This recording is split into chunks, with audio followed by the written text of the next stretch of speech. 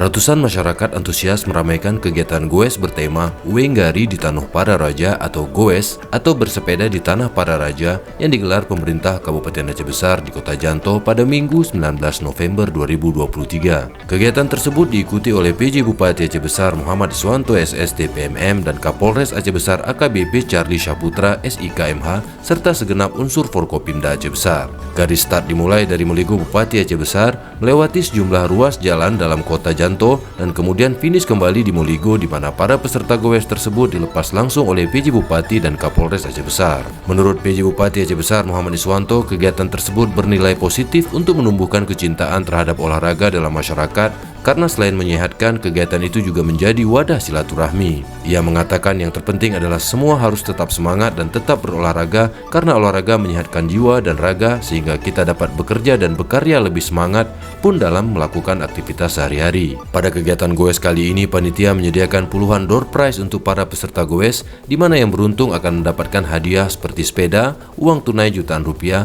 dispenser, kipas angin, jam dinding, serta berbagai hadiah menarik lainnya.